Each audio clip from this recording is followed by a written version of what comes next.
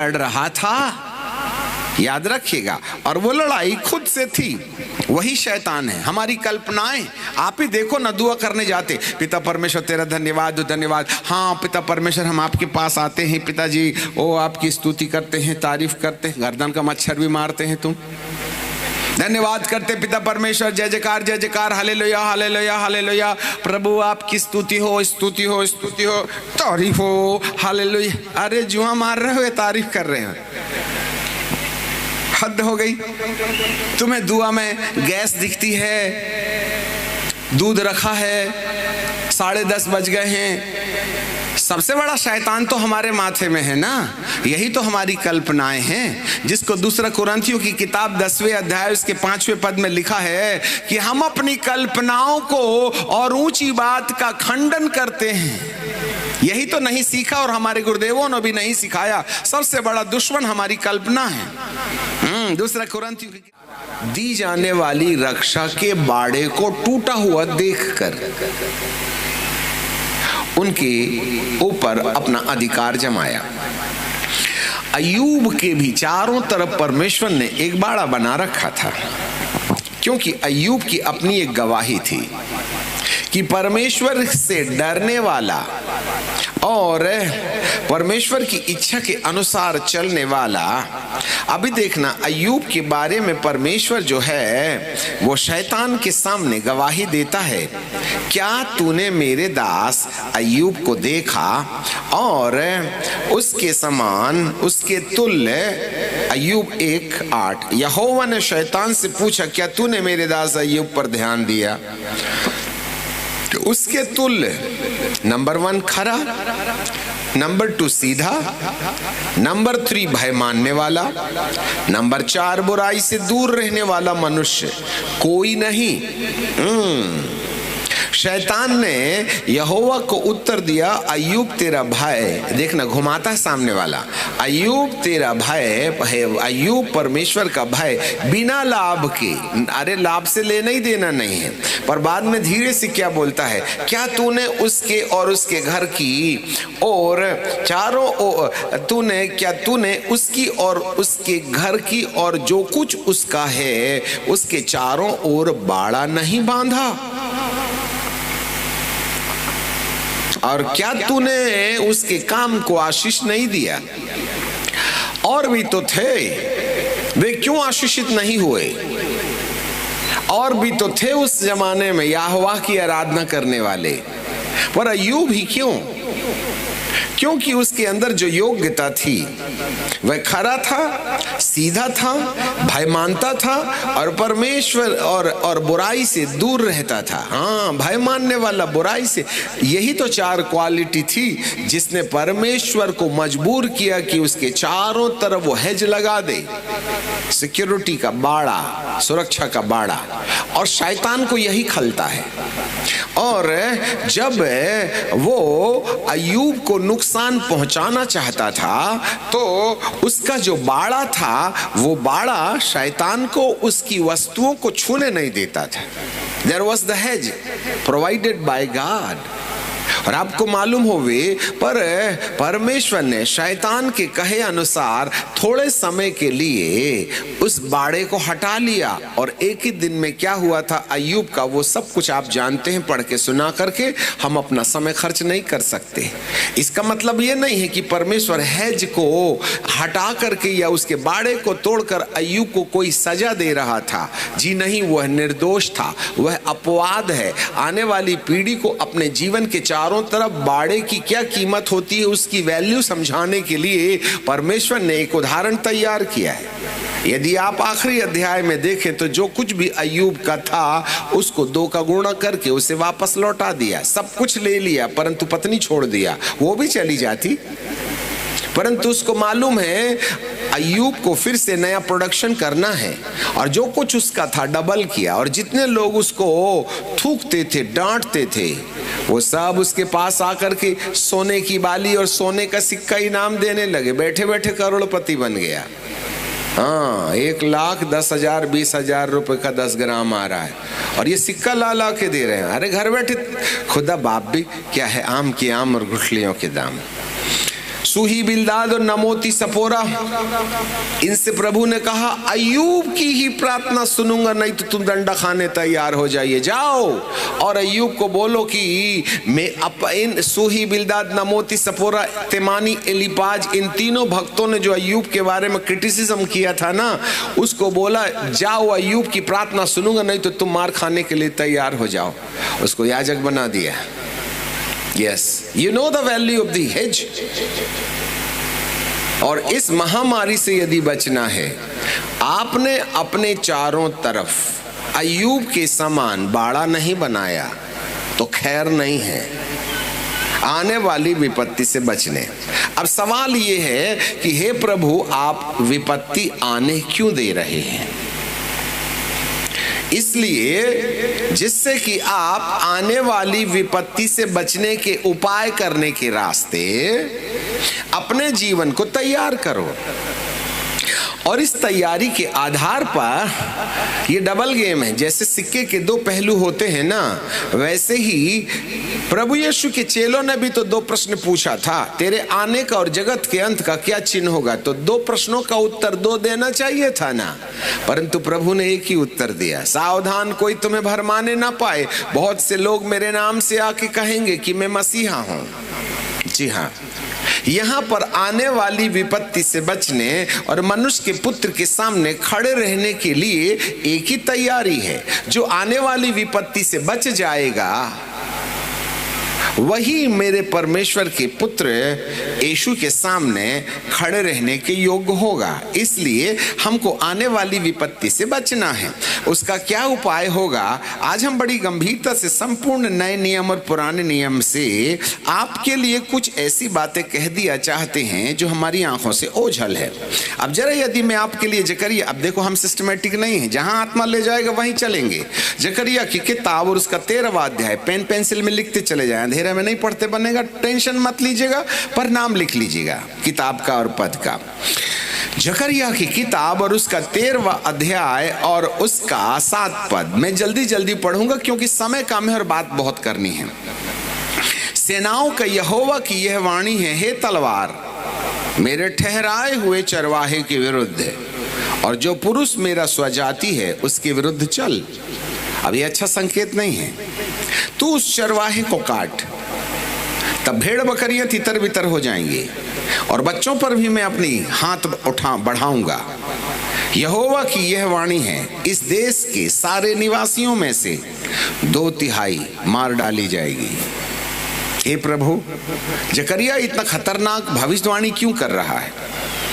ये बहुत लंबा समय लगेगा इसको समझने के लिए, पर हम जल्दी चलते। यहोवा की यह वाणी है, इस देश के निवासियों की 2/3 मार डाली जाएगी। क्यों मार डाली जाएगी? और 2/3 मार डाली जाएगी और बची हुई 1/3 उसमें बनी रहेगी। 2/3 people are going to be destroyed and 1/3 is going to be rest of the people। ये जो बचे हुए लोग हैं, 9वें पद में लिखा है 1/3 को मैं आग में डालूंगा। वाह जरा देखिएगा, 1/3 को मैं आग में डालूंगा और ऐसा निर्मल करूंगा जैसा रूपा निर्मल किया जाता है और ऐसे जांचूंगा जैसे सोना जांचा जाता है। और वे मुझसे प्रार्थना किया करेंगे, सब नहीं, 1/3 में से जिन लोगों को मैं आग में तपा करके निर्मल करूंगा और रुपये के समान जांचूंगा, केवल वही लोग जब प्रार्थना करेंगे तब मैं उनकी सुनूंगा और केवल उन्हीं लोगों के विषय में मैं कहूंगा कि ये मेरी प्रजा है। 2/3 तो निपट गए, धरती को प्यारे हो गए, बचे 1/3 और 1/3 बचे हुए लोगों को वह आग में सेकेगा।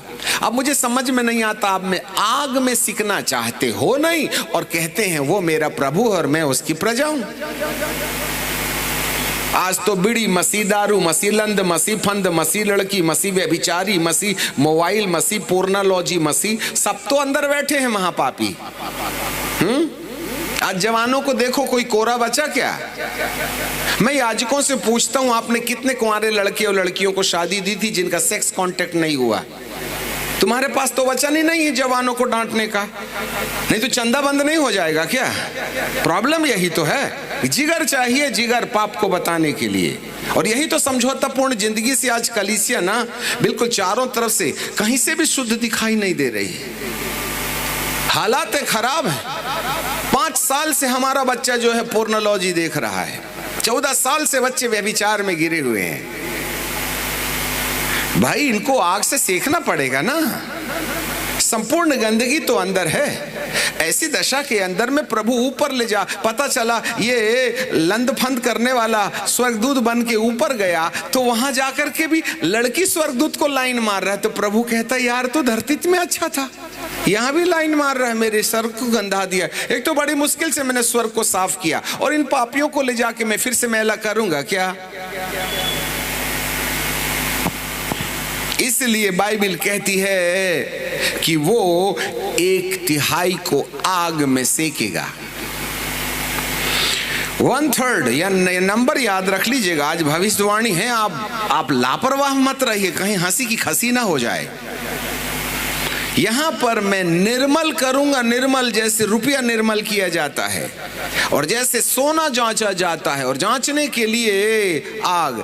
यूहन्ना बपतिस्मा देने वाले ने यीशु मसीह का परिचय ये थोड़ी कहा था कि वो आके भविष्यवाणी करेगा और तुम्हारा घर बसा देगा और तुम्हारा भूत निकाल देगा और तुमको अमेरिका का वीसा दे देगा और जिसकी शादी नहीं होती है उसकी करा देगा और जिसके बच्चे नहीं होते उसको बच्चा दे देगा और तुम्हारे बैंक में 50,000 रुपए बढ़ा देगा। ऐसे लिखा है कहीं पर?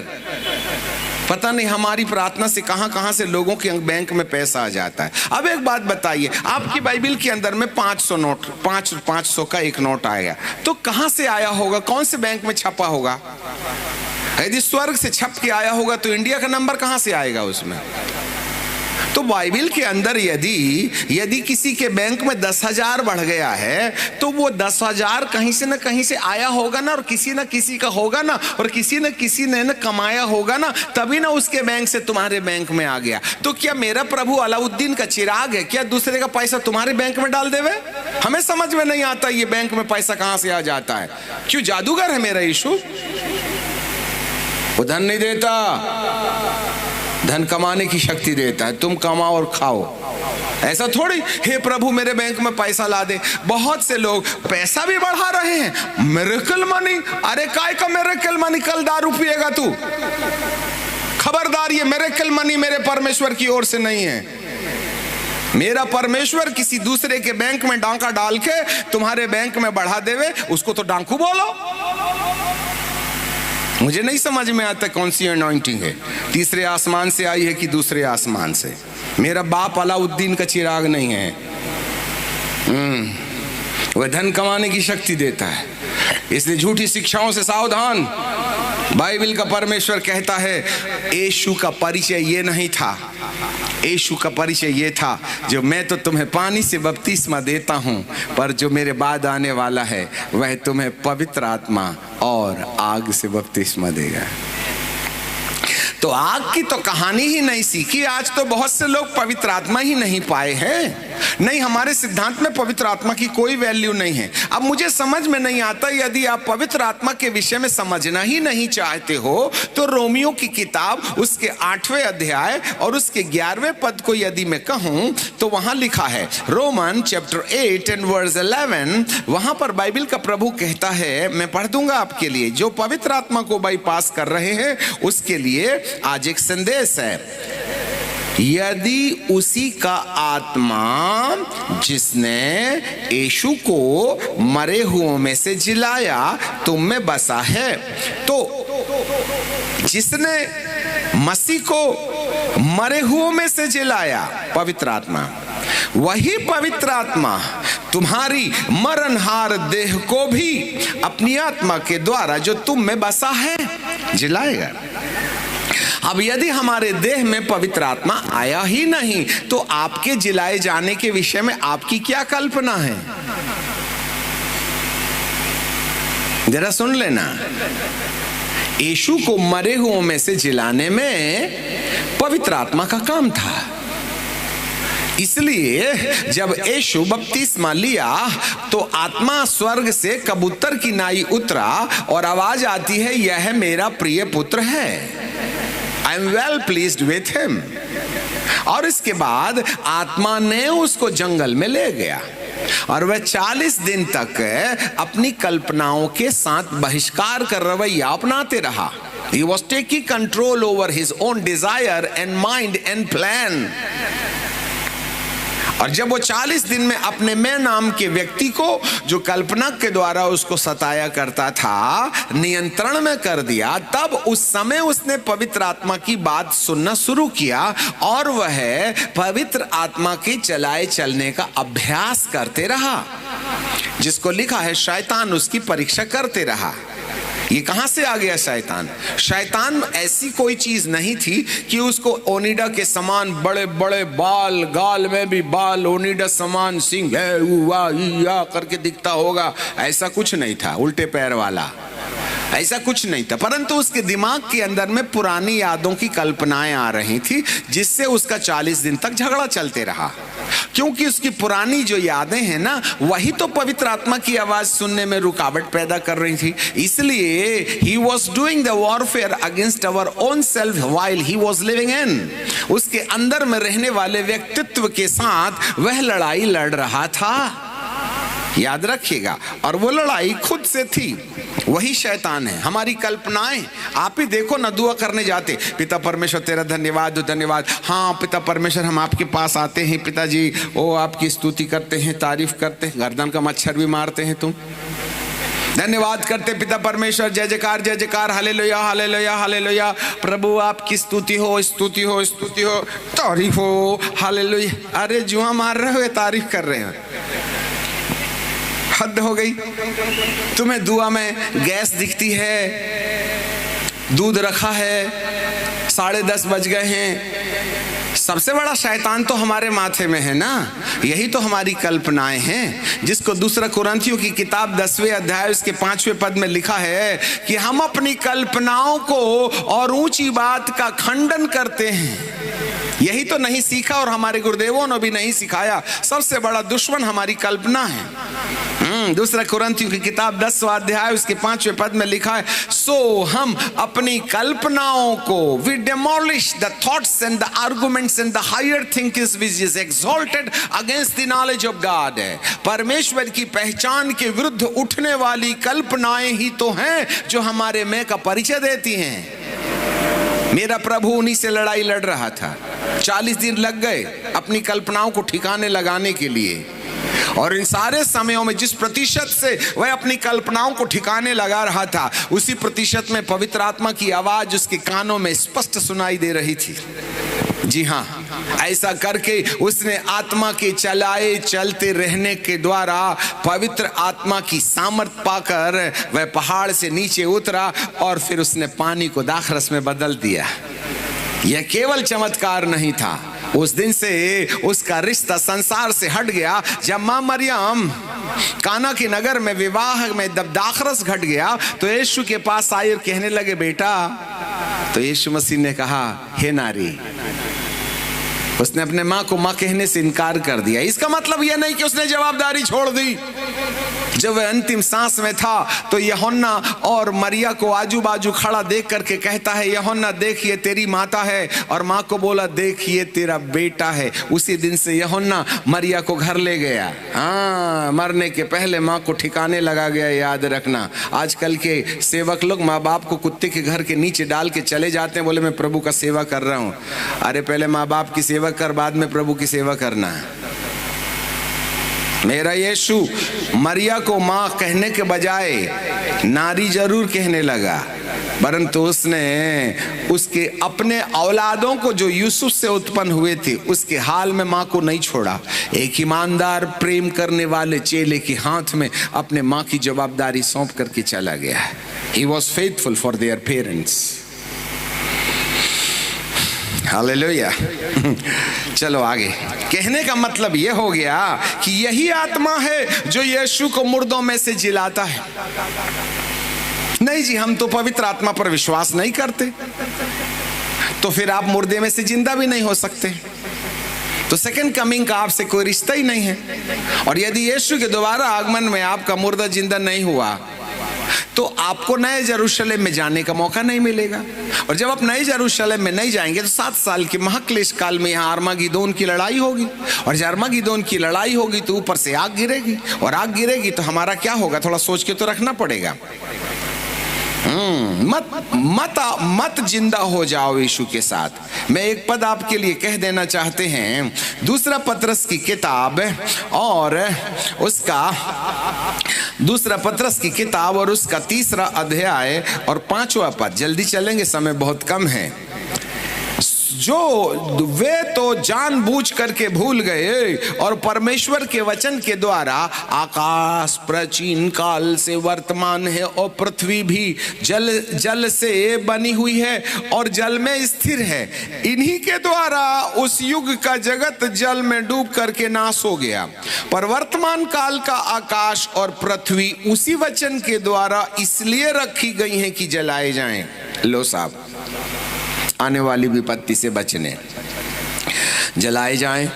और भक्तिहीन मनुष्यों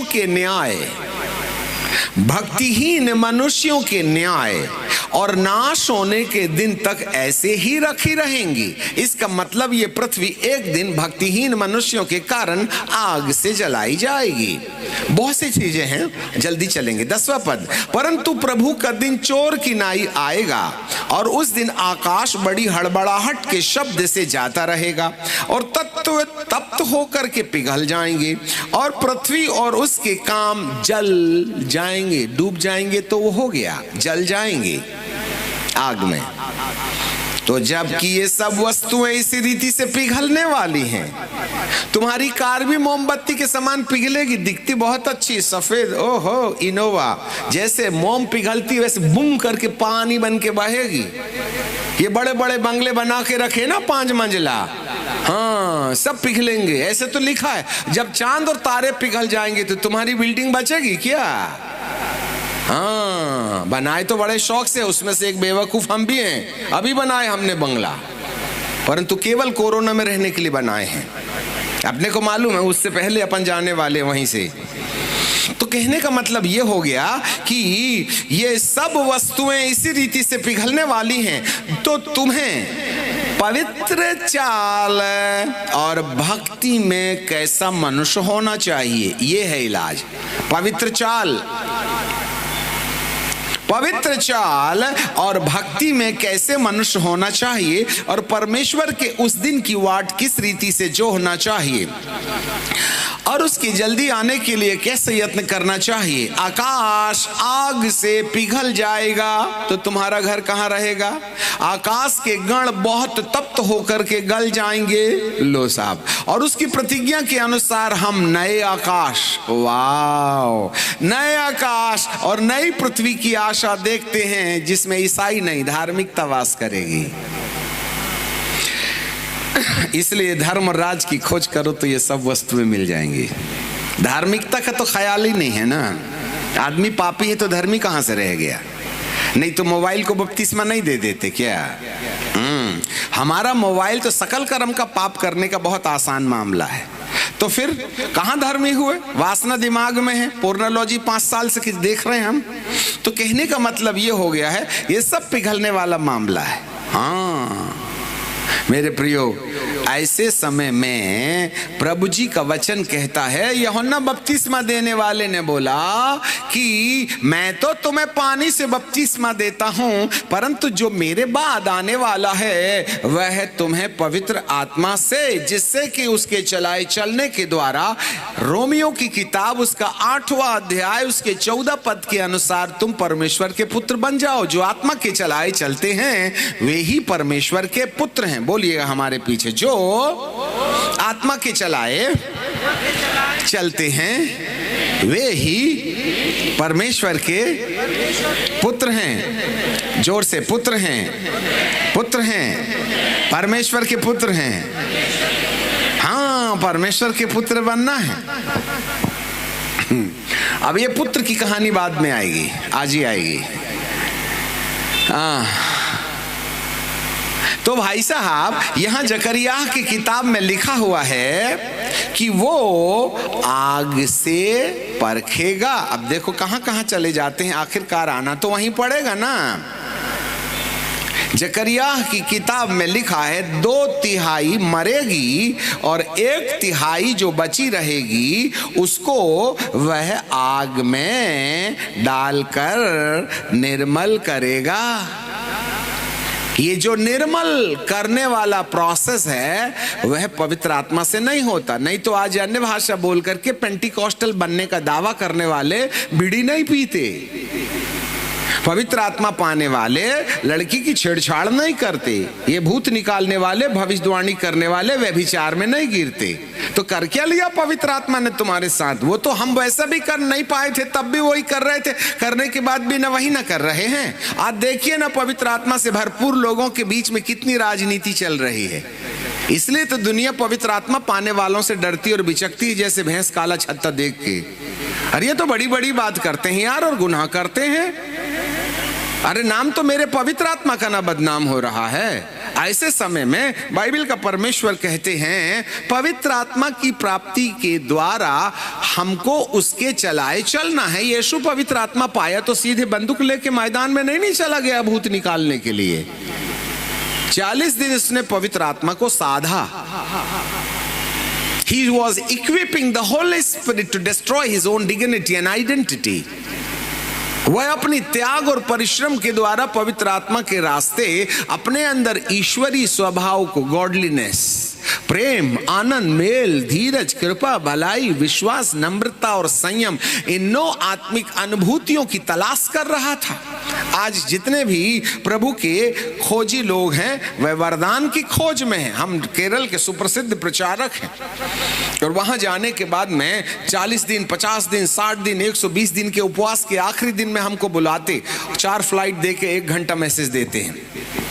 उसके बाद में सबसे पूछो क्या, तो उनका कहना शक्ति अंडे अभिषेकम, अभिषेकम शक्ति अंडे, शक्ति अंडे अभिषेकम, अभिषेकम शक्ति अंडे। उनका 2 ही है, शक्ति दे दो और अभिषेक दे दो। भले बीबी को मार के बीड़ी पीते रहे, शक्ति मांगता है, क्या करोगे? अब ये शक्ति का भी बड़ा भूत है। आज सारी दुनिया पावर के पीछे भाग रही, पावर।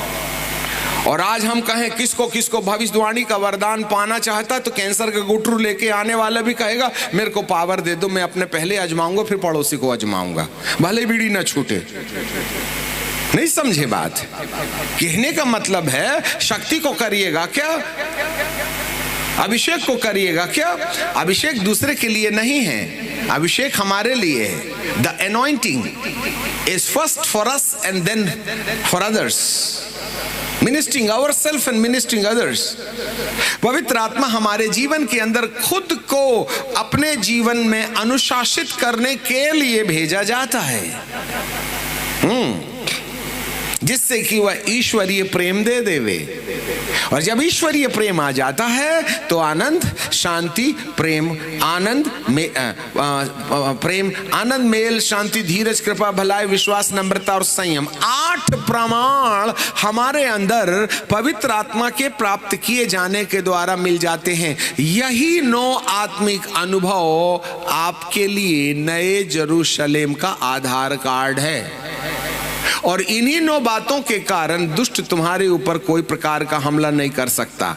अगले पड़ाव में महामारी से बचने के लिए आपको इन्हीं 9 आत्मिक अनुभवों की खोज करनी है, क्योंकि यहां बाइबल में साफ लिखा है कि 2/3 मर गई और 1/3 बची थी, और इस 1/3 को आग से ताकर सोने की तरह और रुपए की तरह उसने जांचा। तब उसको कहा ये मेरी प्रजा है, और तब उनको कहा कि तुम मुझे पिता कह के पुकार सकते हो। हम बड़ी सदी भाषा में बोल रहे हैं। सन 1980 में पवित्र आत्मा प्राप्त करने के बाद, पवित्र आत्मा के सघन अनुभव के पश्चात इस पड़ाव पर पड़े 45 सालों से करोड़ों भूत के निकाले जाने के बाद भी वो बात समझ में नहीं आई जो इस पड़ाव में प्रभु समझा रहे हैं। जी हाँ, अच्छे से समझ लीजिएगा। अब हम आपको एक और कहानी बताना चाहते हैं जो प्रकाशित वाक्य में है। आपको प्रकाशित वाक्य आज सुबह हम दोपहर में जो शिक्षा पर आए थे उन्होंने बड़ा आनंद उठाया। जरा देखें प्रकाशित वाक्य की किताब और उसका 12वां अध्याय 1 पद से मैं आपके लिए पढ़ना शुरू करेंगे। जरा यहां ऐसे लिखा है, फिर स्वर्ग पर एक चिन्ह दिखाई दिया और एक स्त्री थी जो सूर्य ओढ़े थी और चांद उसके पांव के तले था और उसके सिर पर 12 तारों का मुकुट था। अब 2 प्रकार की कलीसिया है। एक कलीसिया नए पुराने नियम की है जिसमें 12 गोत्र के उत्पन्न हुए प्रतिनिधियों को खतना किए जाने के द्वारा उसने अपनी प्रजा बनाई। वे शारीरिक रीति से प्रभु के चुनाव में हैं, यहूदी और इजरायली। परंतु दूसरी कलीसिया, हम इब्राहिम की कोख से जन्मे नहीं, 12 गोत्र में हमारा नंबर नहीं लगता, हम अन्य जाति हैं, जिसको दूसरा बोले तो गैर यहूदी हैं। उनके लिए प्रभु ने 12 प्रेरितों को भेजा और ये 12 प्रेरितों के द्वारा स्थापित कलीसिया। हम शरीर से तो इब्राहिम के वंश में नहीं हैं, परंतु यीशु मसीह पर विश्वास करने के द्वारा इब्राहिम की संतान जरूर ठहराए गए हैं। हम आत्मिक यहूदी हैं, वो शारीरिक यहूदी हैं। इसलिए 2 कलीसिया हो गई, पुराने नियम की कलीसिया और नए नियम की कलीसिया। पहला तो बेटों की रोटी कुत्तों को नहीं देते, पर बेटों जब रोटी खाना बंद कर देते हैं तो कुत्तों को चूर चार मिल जाती है। हम चूर चार ब्रांड हैं। जब वह अपनों के पास में गया तो अपनों ने उसको ठुकरा दिया, इसलिए वह अन्य जातियों की ओर मुड़ा। इसलिए प्रभु यीशु ने अपने 12 प्रेरितों को नियुक्त करके एक कलीसिया का निर्माण कर दिया जिसमें मेरा और आपका नंबर लगता। हम गैर यहूदी लोग हैं, गैर इस्राएली हैं, इसलिए हमारा हक नहीं है। पर उन्होंने ठुकरा दिया था ना, उन्होंने रोटी नहीं खाई ना, तो प्रभु ने हमको परोस दिया। इसलिए अब हम विश्वास के द्वारा इब्राहिम की संतान हैं। इसलिए यहाँ पर जो स्त्री है जिसके सिर में 12 तारे हैं वह नए नियम की कलीसिया। मतलब यह घटना 2 बार घटेगी। अब इजराइलियों के साथ जो होना है उसको छोड़ दो आप, हमारा काम, हम 12 प्रेरितों के द्वारा स्थापित कलीसिया हैं और उसने सूर्य ओढ़े है और चांद उसके पैर के नीचे है और वो गर्भवती है। अब यहां से एक नई कहानी शुरू होती है और उसके गर्भ में जच्चा है और जज चपल रहा है कि बच्चा होवे। और फिर 3 पद में लिखा है, एक और चिन्ह स्वर्ग पर दिखाई दिया और एक बड़ा लाल अजगर, ये है लूसीफर अर्थात ख्रिस्त विरोधी 666। अब इसके बारे में लिखा है, वह बड़ा लाल अजगर जिसके 7 सिर और 10 सींग हैं। 7 सिर बोले तो धरती को 7 महाद्वीपों में बांट दिया गया है। इससे पहले ये विभाजन नहीं हुआ था। अब जरा सुनिए अजगर